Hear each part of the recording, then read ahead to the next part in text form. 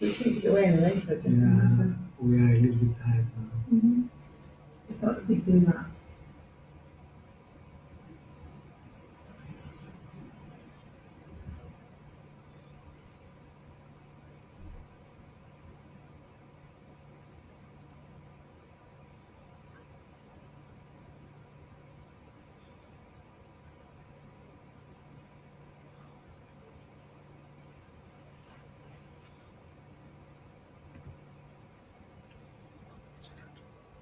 One more.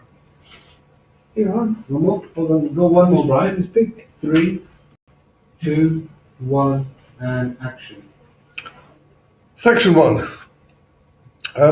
Democracy is important, has been historically, but it has also been imperfect, awkward, expensive, etc., etc. The process of developing models where participants feel fairly represented, however, remain important. It is therefore imperative that all young people are supported to engage in this complex process. And this project focuses on the needs of marginalized young people who have found it difficult to develop a sense of belonging and therefore have been unable to participate. A quote from Aristotle: "Society is something that precedes the individual. Anyone who either cannot lead the common life or is so self-sufficient as not to need to, and therefore does not partake of society, is either a beast or a god, or perhaps excluded." Belonging. Belonging has been a basic human need for as long as humans have been in existence. Social exclusion, rejection, and loss have physical, psychological, and social impacts on all individuals. And satisfying this need has become far more complicated by recent and current changes in populations between and within countries. In exploring this, it is important to understand the perceptions and needs of the excluded as the diverse impacts of social exclusion become manifest. A short video from the Life School. Come on. This animate makes the important link between education and democracy. In order that people can participate effectively in democracy, they need to develop the skills and human qualities to do so responsibly. Having watched it, what are your reflections on this? What do you think about this link between educating voters and otherwise not allowing them to participate?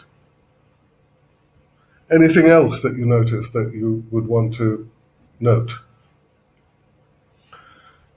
Let's look at a definition of social inclusion. An individual is socially excluded if he or she does not participate in key activities of the society in which he or she lives. That's from the Center for Analysis of Social Exclusion.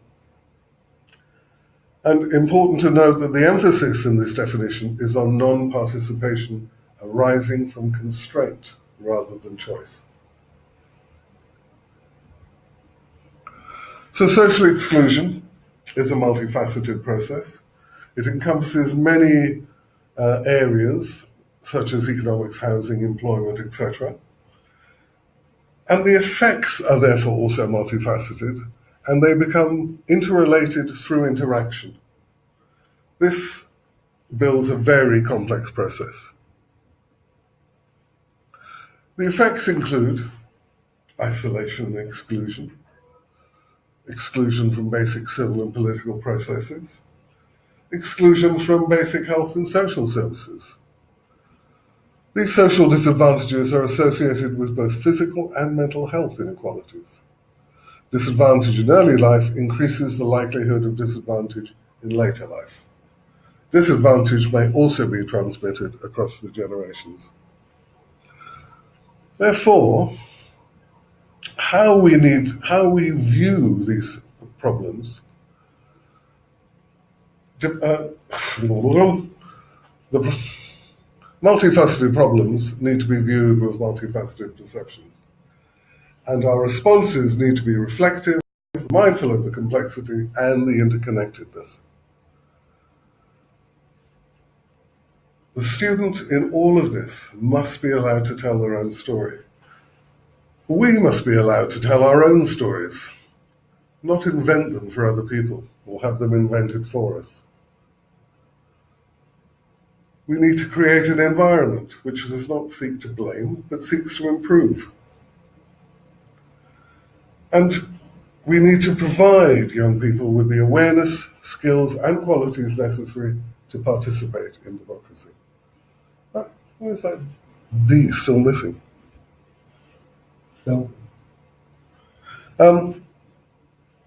That's it. Yeah, 1 second.